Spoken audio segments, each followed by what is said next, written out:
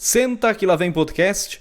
É uma alegria estar aqui com você para mais um estudo bíblico. Hoje, João, capítulo 10, versos 1 a 10, que é o texto bíblico previsto para o quarto domingo da Páscoa, ano A 2026. Então, pega aí a sua Bíblia, vamos olhar esse texto versículo por versículo e não deixe de colocar nos comentários as suas impressões do texto.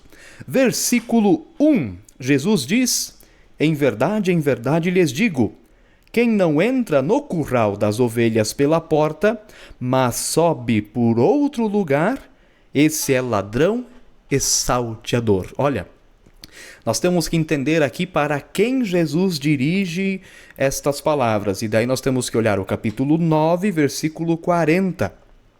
Alguns dos fariseus que estavam perto dele perguntaram-lhe: por acaso também nós somos cegos? Ou seja, este é o público da mensagem de Jesus a partir de João, capítulo 10. E aqui tem um trocadilho bem interessante. Jesus não é um impostor, mas o verdadeiro pastor. Não é o impostor, mas o pastor. Porque os fariseus, eles tinham um rigor da lei, e ensinavam esse rigor da lei, mas ao mesmo tempo eles mesmos não conseguiam cumprir tudo aquilo que ensinavam e por isso diversas vezes também são denunciados por Jesus como hipócritas. E dando uma olhada então mais aprofundada neste versículo, nós temos ali duas palavras bem interessantes, né? Esse é o ladrão e salteador.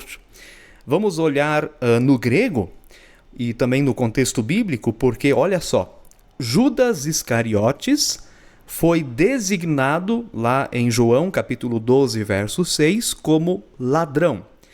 E aqui nós temos no grego a palavra kleptes. Agora, Barrabás também é chamado de ladrão, mas daí é outra palavra, é o lestes, que pode ser traduzido como salteador. E tem uma diferença. Tá? Tem uma diferença. O kleptes, inclusive é de onde vem a palavra em português kleptomania, que é a compulsão por fazer furtos. Não sei se você já ouviu falar disso, mas então o kleptes é o roubo, enquanto que o lestes é o roubo, mas com violência, inclusive, em grande parte das vezes, causando a morte a quem sofre o furto. Então, Judas Iscariotes é o ladrão, e o Barrabás não era apenas ladrão, mas era também assassino. E a palavra salteador vem também desse contexto, de que muitas vezes eles saltavam o muro ou uma parede, enfim, para fazer os furtos com violência, ou também esse sentido assim de pular em cima das pessoas ou pular de surpresa nas pessoas para tirar algo delas. Então nós temos essas duas palavras e elas vão aparecer algumas vezes no texto, por isso nós temos que dar atenção para elas. E aqui nós temos então já alguns contrastes. O pastor age pelo bem das suas ovelhas. Já o kleptes e também o lestes, eles se aproveitam das ovelhas. O pastor dá a sua vida pelas ovelhas. Já o ladrão e o salteador tiram a vida das ovelhas. O pastor vive o coletivo, o ladrão e o salteador vivem o individualismo. Eles fazem o assalto porque pensam apenas em si mesmos. O pastor pensa nos outros, o ladrão e o salteador pensam apenas em si mesmos. E claro, então aqui Jesus está se referindo a esses fariseus que trazem o ensino da lei não para edificar, mas para prejudicar e colocar um peso nas ovelhas, tanto que elas não reconhecem a voz deles. Isso nós vamos ver depois. E também Jesus fala aqui, claro, também dos falsos messias, esses que vêm com palavras que parecem ser de salvação, mas na verdade são de dissuasão, persuasão, e querem na verdade o mal das ovelhas e não que elas tenham vida e vida em abundância. Portanto, Jesus não é kleptes nem lestes, mas veio dar vida, vida em abundância, ao custo de sua própria vida. E essa é a diferença. O kleptes e o lestes, quando a vida deles está em jogo, eles fogem. Eles correm, eles não ficam. E Jesus é ao contrário, ele ama tanto as ovelhas que ele doa a vida dele pela vida das ovelhas. E claro, o kleptes e o lestes agem no escuro, embora hoje hajam assaltos em plena luz do dia. Alguns anos atrás não era assim, né? Mas então eles agem no escuro, ou seja, por baixo dos panos, tudo bem planejado, fora da vista, por trás, sem nenhuma transparência, enquanto que o reino de Jesus, o reino de Cristo, é o reino da luz. Então vamos ao versículo 2, olha aí comigo na sua Bíblia. Aquele, porém, que entra pela porta, esse é o pastor das ovelhas. Ou seja, de novo, vou repetir, Jesus não é o ladrão e nem o salteador. Por isso ele pode entrar pela porta da frente tranquilamente, pois é o pastor das ovelhas. E aqui está falando da autoridade de Jesus. Jesus tem autoridade para entrar pela porta, porque ele é o pastor das ovelhas. Então ele não tem que pedir permissão para ninguém. Ele não precisa pular um muro, ele não precisa achar um jeitinho ou agir no escuro. Ele entra pela porta da frente. Jesus tem autoridade como Filho de Deus para proclamar a palavra aos filhos de Deus. E essa autoridade vem do alto, vem desde a sua encarnação, sua concepção, seu nascimento, seu ministério. E esta é a base, a autoridade de Jesus para proclamar a palavra e não depender de ninguém para entrar no curral. Versículo 3. Para este, o porteiro abre, as ovelhas ouvem a sua voz, ele chama as suas próprias ovelhas pelo nome e as conduz para fora. É um versículo lindo, eu acho, pelo menos. Eu acredito que é coisa mais linda esse versículo, essa cena, imaginar essa cena. Mas quem é esse porteiro? O porteiro abre a porta. Mas quem é o porteiro?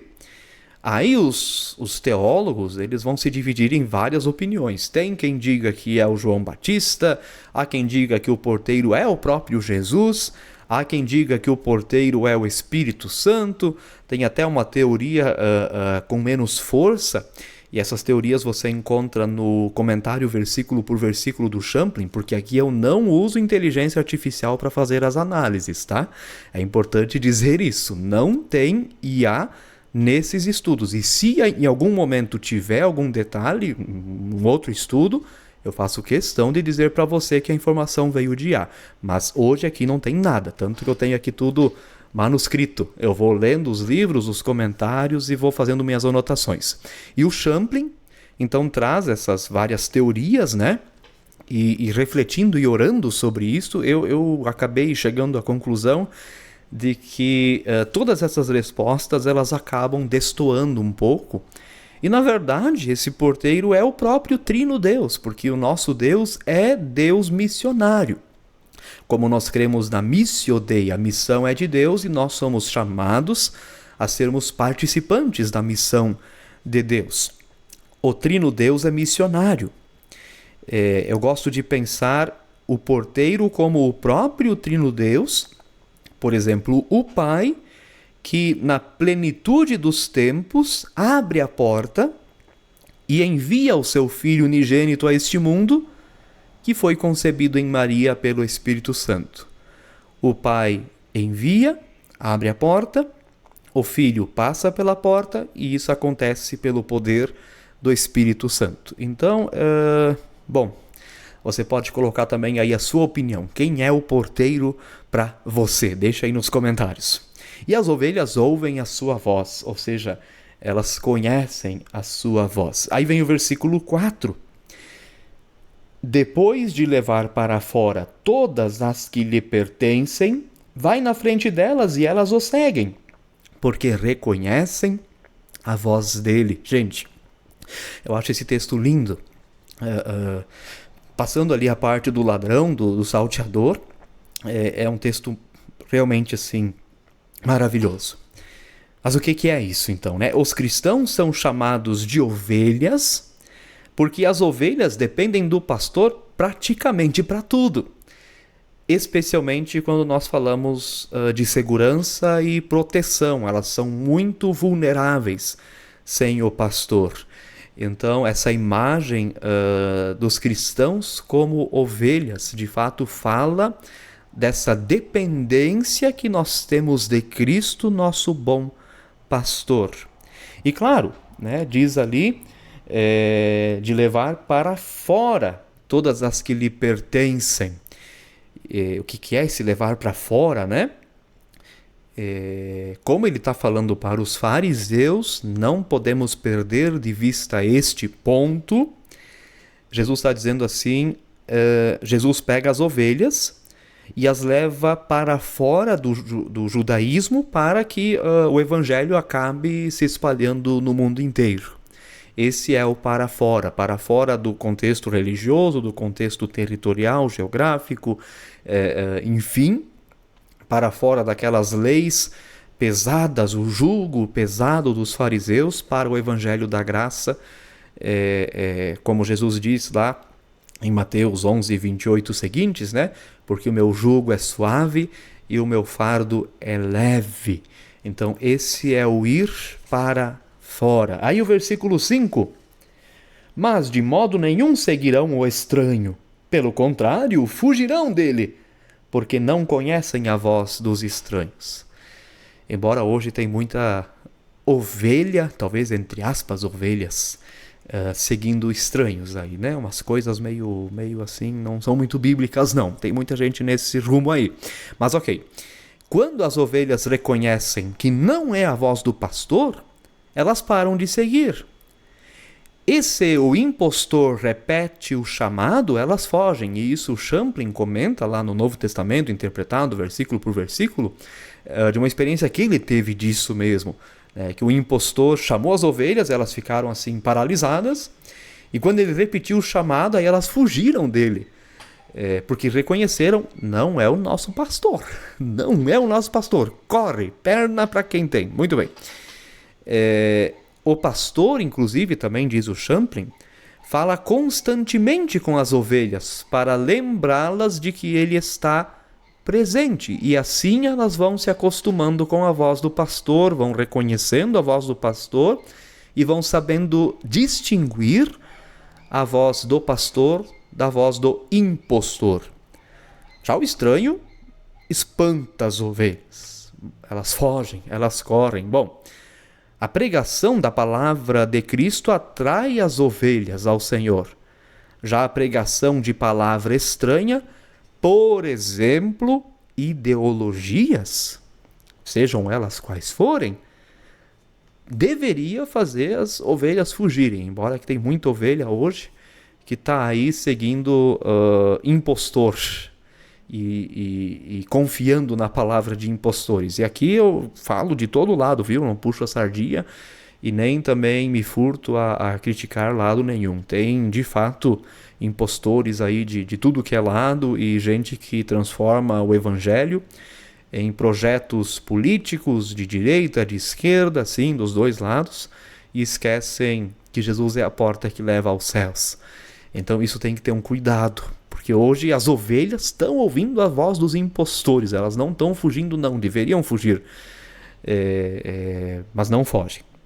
Enfim, deixa aí também o seu comentário sobre isso, né? Pelo menos é a minha percepção do assunto. Daí nós temos o versículo 6. Jesus fez esta comparação, mas eles não compreenderam o sentido daquilo que ele falava. Olha só, Jesus falou coisas lindas, maravilhosas e eles não assimilaram, não entenderam. Se ele fizesse prova, iam tirar 0. E agora? Bom, uma curiosidade desse versículo é que nós temos ali para a palavra comparação no grego a palavra paroimiam, que não é parábola, ou seja, Jesus não conta aqui uma parábola. é uma paroímiam. E o que é uma paroímiam? É uma figura de linguagem, mas olhando no dicionário, ela também tem muito a ver assim com um enigma, em que você tem que ter a chave para abrir e entender o que ele significa. A parábola era mais por associação, era uma metáfora de coisas da vida. Agora, o enigma, você tem que ter a chave para entender. Se você não tem a chave, você não consegue abrir a porta e você não entende o significado. A parábola é uma história contada e que tem semelhança com a vida, são histórias reconhecíveis na vida, o filho pródigo, por exemplo, a moeda perdida, a ovelha perdida, já que estamos falando de ovelha, né? Os talentos, enfim. Aqui não, aqui é um enigma que tem também uma função bastante alegórica. E o que acontece? O que é importante? Para entender a alegoria, é preciso atribuir aos personagens, acontecimentos ou coisas um sentido simbólico que vai ser interpretado pelos ouvintes. Só que, para você interpretar esses símbolos, essas alegorias, você precisa ter a chave. Se você não tem a chave, você não entende. E neste caso, os ouvintes de Jesus, que são os grandes entendidos e mestres fariseus, os doutores, os PhDs lá da época, não conseguem entender os enigmas da fala de Jesus. Eles não sabem o que é o pastor, o que é o porteiro, o que é a porta, o que são as ovelhas. Eles não entendem. Ou seja, é um pouco humilhante, porque eles se portam como os caras, os entendidos de todas as coisas, quando bem na verdade eles não entendem o enigma que hoje nós dizemos simples, um enigma simples de Jesus. E daí Bonhoeffer vai dizer algo mais ou menos assim no Discipulado, embora na versão em português do livro isso não apareça tão evidente. Mas eu lembro do professor Werner Wiese, na Faculdade Luterana de Teologia, falando isso, né? Citando Bonhoeffer a partir do alemão, onde o Bonhoeffer diz mais ou menos assim que o teólogo é aquele que é mais difícil de convencer de alguma coisa, porque ele estudou tanto que ele tem todas as desculpas, e ele, que nem um peixe, ele bate e se rebate e se debate, e você não consegue segurar ele, né? Então é isso que Jesus tem aqui também com os fariseus, né? Ele é a verdade, ele lança um enigma, mas teólogos são difíceis de serem convencidos de alguma coisa, né? E eles acabam não entendendo e por não entender também escapando, mas não vão escapar, né? Nós hoje conseguimos interpretar os símbolos. Nós sabemos que o pastor é quem? Quem é o pastor? Jesus. Quem é a porta? Jesus. O porteiro? Bom, já dei minha opinião. Pai, Filho e Espírito Santo. As ovelhas? Os verdadeiros discípulos. E o aprisco? O reino de Deus e a salvação. Portanto, Jesus lançou um enigma que desafiou as ferramentas hermenêuticas dos seus ouvintes. E as suas ferramentas hermenêuticas não dão conta de resolver o enigma de Jesus, apesar de eles serem doutores na lei e exibirem isto como uma grande coroa sobre as suas cabeças. Bom, eles escutam as palavras, mas não entendem o que elas significam espiritualmente. Eles não têm o discernimento espiritual para compreender e resolver o enigma que Jesus lhes propôs. Aí nós temos o versículo 7. Jesus começa a falar um pouquinho mais claro. Eles não entenderam, eles são doutores, mas não entenderam. Então vamos falar um pouquinho mais claro. Vamos lá, né? Versículo 7. Então Jesus disse mais uma vez. Eu imagino, eu gosto muito de imaginar Jesus respirando fundo assim, né? Vamos lá.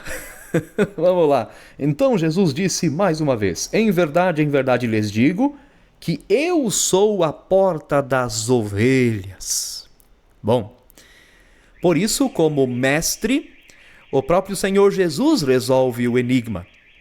Ele mesmo aponta para o significado espiritual da sua palavra. Vocês não entenderam? Então eu vou explicar. Eu sou. E quando Jesus eu sou, e ele diz isso em hebraico ou aramaico, a gente sabe como isso soa no ouvido aí dos fariseus, né? Vem aí uma memória do Antigo Testamento. Eu sou o que sou. A frase dita por Deus, o Senhor, a Moisés no episódio da sarça ardente. Eu sou a porta das ovelhas. E esse eu sou tem um peso grande na tradição judaica. E, portanto, Jesus está dizendo, eu sou a porta que dá a vida eterna. Eu sou o acesso à vida eterna. Bom, versículo 8. Todos os que vieram antes de mim são ladrões e salteadores, mas as ovelhas não lhes deram ouvidos. Eu não falei que ia voltar? Está ali de novo o cleptes e o lestes. Antes vieram os cleptes e os lestes, os ladrões e os salteadores, que não cuidavam das ovelhas, mas as roubavam e machucavam. E as ovelhas fugiram e não lhes deram ouvidos, mesmo eles sendo muito inteligentes. Isso que é legal. Eles se acham os caras, os mais intelectuais, mas eles não são ouvidos. Por que será? Também não preciso dizer tudo, né? Você pode pensar um pouco. Pensa aí, por que será? Bom, versículo 9. Jesus continua, se não bastou dizer uma vez só, eu sou, ele diz mais uma vez, eu sou a porta. Se alguém entrar por mim, será salvo. Entrará, sairá e achará pastagem. Jesus está dizendo, na minha interpretação, digo assim, somente em Jesus a salvação. Somente Jesus leva aos céus. Somente Cristo salva. Ele diz, eu sou a porta. E esse artigo definido a é muito importante. Existem outras portas, mas elas levam para longe da salvação e até para a perdição. Jesus prometeu, quem entrar por ele será salvo. E eu interpreto esse entrar por ele o batismo. Eu interpreto isso como o batismo, que, claro, como nós sabemos na boa teologia luterana, precisa vir acompanhado da fé. É a relação sempre entre promissio e fides, a promessa e a fé. No batismo, Deus promete a salvação e a fé receberá esta salvação. Então isso sempre é importante de ser lembrado, mas o batismo é essa porta de entrada, é onde Jesus é essa porta de entrada para a salvação. É preciso confiar nas promessas de Jesus, porque somente Cristo é a porta. E daí tem esse movimento, né? Entra da porta e fica lá, né? Oh, que coisa boa, salvação, né? Oh, que nem lá na Transfiguração. Vamos armar umas tendas aqui, tá tão bom, né? Mas daí vem outra palavra, sairá. E depois, né, achará pastagem. O que é o entrará? Entrará como velha criatura. Sairá como nova criatura, filho de Deus. Achará pastagem, terá alimento para toda a eternidade. E aqui eu falo de alimento espiritual. E no sair e achar pastagem, poderá trazer outros até a porta, que é Cristo Jesus. Bom, e o versículo 10. O ladrão vem somente para roubar, matar e destruir. Eu vim para que tenham vida e a tenham em abundância. O ladrão, e aqui está de novo o cleptes, vem para roubar, matar e destruir.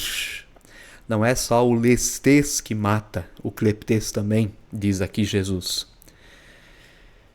Mas Jesus vem trazer vida e vida em abundância. Não vem para explorar a fé e a religiosidade das pessoas. Não vem para tirar vantagem delas. Vem para salvá-las. Vem para que elas tenham vida E isso diz muito sobre o mercado religioso que nós temos hoje, onde não são os fariseus, os escribas, que fazem a exploração da fé através de legalismos, mas esta maldita teologia da prosperidade que suga os recursos financeiros das pessoas, de modo que a vida delas é afetada e elas doam achando e na esperança de que receberão a tal da prosperidade que nunca vem. Isso, com certeza, é uma crueldade sem tamanho. Bom, meditação. Vamos meditar um pouquinho nesse texto. Fiz várias anotações. Aí eu lembrei de uma frase do Zygmunt Bauman, lá no livro O Mal-Estar da Pós-Modernidade. Essa frase está na página 117, pelo menos na minha edição. E o Bauman, ele diz assim, sobre a porta. Quero entrar bastante no tema da porta agora. O momento em que a porta é trancada do lado de fora, o lar se torna um sonho. O momento em que a porta é trancada do lado de dentro, o lar se converte em prisão. Mas qual é o contexto dessa frase do Bauman? O Bauman está dizendo assim, dentro do contexto dessa frase, né? Fora do lar nós temos maior liberdade, mas menos segurança. A gente pode ser assaltado, pode sofrer um acidente, enfim, né? Dentro de casa tem maior segurança, mas menor liberdade. Não podemos... tem um limite de paredes, tem um limite de portas. Se a família mora junto, tem um limite de vestimentas, de comportamento, enfim, né? Então a porta também é esse portal de transformação, né? Do lado de fora, liberdade menos segurança. Do lado de dentro, mais segurança, menos liberdade. Aí você medita aí onde é que se aplica isso. Eu acho assim, Cristo dá ao mesmo tempo segurança e liberdade. Gálatas 5:1, para a liberdade foi que Cristo nos libertou, o que não é a libertinagem. Isto com certeza. E daí tem um livreto, eu não sei se eu tenho ele aqui em mãos. Tenho sim, pera aí. Deixa eu pegar aqui, porque ele é muito interessante. De Edith Thomas, A Casa de Deus. É um livrinho muito interessante, ele é antigo, é lá de 1968, mas ele explica assim, sobre o templo, várias coisas. E daí então sobre a porta, né? A porta das nossas igrejas, que pode servir também de uma ilustração para esse texto, porque eu pensei em enfatizar bastante essa questão da porta, e só no final aqui do podcast é que eu vou dizer para você por quê. E a Edith Thomas, ela diz assim, que o fora é sempre um mundo com suas lutas e seus ruídos, com estranhos e mal intencionados. Esse é o lado de fora da porta. Dentro, buscamos na igreja a meditação e o recolhimento para nos encontrarmos com o outro, que é Deus. Então tem a porta que leva para dentro e sai do mundo barulhento e vem para a presença de Deus, e claro, depois a mesma porta leva para fora, sai do silêncio e começa outro culto, que é o culto do dia a dia, com os barulhos, as dificuldades, os ruídos, os problemas, e tudo isso passa pela porta da igreja. A Edith Thomas diz assim também, ele é a porta, e todos nós guarda-portas. E quem se encontrar conosco na vida, a quem se encontrar conosco na vida, devemos abrir a porta, para que também encontrem a Deus, o Senhor. Ou seja, a gente está no lado da porta e nossa missão é convidar. Venha, entre, venha fazer parte. A porta está aberta. Quer entrar aqui? E essa é a pergunta que pode ser feita à comunidade, né? A porta ainda está aberta. Quem nós vamos convidar para entrar? Quem você vai convidar para vir aqui no domingo que vem no culto? Ore por essa pessoa. Interceda por ela na hora certa, faça o convite. E creia que vai ser importante. E que a pessoa, quem sabe, tocada pelo agir de Deus, entrará pela porta e participará. E ali conhecerá também a porta que é Jesus. Bom, pensamento dominante, que com o John Stott, assim, é a mensagem clara que deve ser proclamada na pregação. Diferente de uma palestra que diz várias coisas, a pregação deve dizer uma verdade. E aí, assim, eu fiz várias anotações para tentar chegar àquela uma. E vou ler todas aqui para você, né? Bom, a porta da salvação não é apenas de entrada, mas também de saída.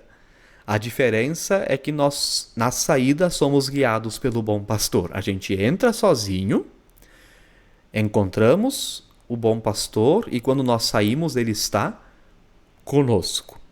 Bom, antes os discípulos estavam com as portas trancadas de medo. Me lembrei disso, a gente falou disso não faz muitos domingos. Estavam trancados, estavam com medo após a crucificação de Jesus. Só Judas não estava lá com eles e eles ficaram reclusos, com medo de também serem crucificados. De novo, a cena das portas, as portas trancadas. Mas Cristo ressuscitou, e aqui se liga o texto com o 4º domingo da Páscoa. Cristo venceu a morte, e as portas não foram mais fechadas. Mesmo correndo o risco do martírio, os discípulos não deixaram de dar testemunho. Jesus Cristo é a porta da salvação. E aqui vem, eu acredito, a ideia dominante, o pensamento dominante de fato. As portas da igreja não estão abertas por causa da democracia, mas porque Cristo vive e já não há o que temer. Repito. As portas da igreja não estão abertas por causa da democracia, mas porque Cristo vive e já não há mais o que temer. O que eu quero dizer com isso? Não estou dizendo que eu sou contra a democracia, jamais. Mas estou dizendo, ainda que não tivesse democracia, ou seja, ainda que vivêssemos um país de perseguição religiosa aos cristãos, como acontece em muitos países no mundo, ainda assim poderíamos chamar pessoas para a porta que é Cristo, porque ele vive, então não há mais o que temer, nem a morte. Mesmo sem democracia e liberdade religiosa, os discípulos abriram as portas, aquelas que estavam trancadas, e levaram muitos outros ao Senhor Jesus, como a gente viu ali no livro de Atos, domingo passado, capítulo 2, onde após o Pentecostes, Pedro faz uma pregação no alto de uma casa, a casa de Maria, mãe de João Marcos, e naquele dia quase 3.000 pessoas foram batizadas, foram salvas, ou seja, veja como de fato eles saíram das portas trancadas e abriram as portas para que as pessoas pudessem chegar ao Senhor Jesus. Por isso as portas da igreja estão abertas, para que todas as pessoas sejam bem-vindas ao encontro com o Cristo ressuscitado. E essas portas, então, dão acesso a esse lugar onde nós adoramos a Deus e onde Deus nos serve com sua palavra e os sacramentos. Bom, aí eu falei que eu ia falar algo do final, né, sobre as portas. Por que eu escolhi a imagem das portas, né? Porque no meu contexto comunitário aqui no bairro Hamburgo Velho, em Novo Hamburgo, nós neste domingo, dia 26 de abril, comemoramos os 100 anos do nosso templo, que foi inaugurado em 4 de abril de 1926, com exceção da torre, que é de 1898, é um pouquinho mais antiga, era anexada ao templo antigo. Então, claro que a mensagem virá de encontro aqui no meu contexto ao aniversário do templo, onde a porta tem uma proeminência e pode ser usada, então, para testemunhar e falar do Senhor Jesus para o público que virá celebrar, né? E, enfim, se um dia alguém quiser vir conhecer o nosso templo, ele é lindo, e o que dá acesso a tudo isso é a porta, assim como Jesus é a porta da salvação. Quando nós entramos, ou quando nós nos deparamos com a porta de uma igreja, ali estamos diante de tesouros, né? Enfim, o altar, o púlpito, os paramentos, se a igreja tem vitrais, enfim, né? O que dá acesso a tudo isso é a porta. assim como Cristo é a porta que dá acesso aos tesouros eternos. Bom, aí perguntas missionárias, talvez você pode fazer elas se achar conveniente ou não. Como as pessoas devem se sentir ao entrarem pelas portas da nossa igreja? E talvez antes dessa pergunta, até uma pergunta diferente. Como você se sente quando entra pela porta da nossa igreja? Para a pessoa meditar. Depois essa aqui, vou fazer de novo. Como as pessoas devem se sentir ao entrarem pelas portas da nossa igreja? Claro, acolhidas, bem-vindas, amadas. Como as pessoas devem se sentir ao saírem pelas portas da nossa igreja? Amadas, animadas, abençoadas, com vontade de voltar? Como podemos acolher e enviar bem as pessoas que passam pelas portas da nossa igreja? Crendo que Cristo é a porta, vivendo a vida em abundância em nossa igreja para todas as pessoas. Então, gente, esse é o contexto, essas são as meditações e este é o estudo de João, capítulo 10, versos 1 a 10. Digo mais uma vez, deixe o seu comentário e não deixe de seguir o Senta Que Lá Vem podcast aí no Spotify. É uma alegria estar aí com você. Tá bom, gente querida? Então, um abraço, desejo que Deus abençoe o seu estudo e abençoe a proclamação da palavra de Deus no culto que você fará no final de semana. Se você escutou aqui o podcast e não é pregador, não tem problema. Que Deus abençoe tudo o que você ouviu e que você possa ter tempo para meditar nessas palavras e se aprofundar cada vez mais na palavra de Deus. Tá bom, gente querida? Então, um abraço e daqui a pouco tem mais. Senta Que Lá Vem podcast. Abraço.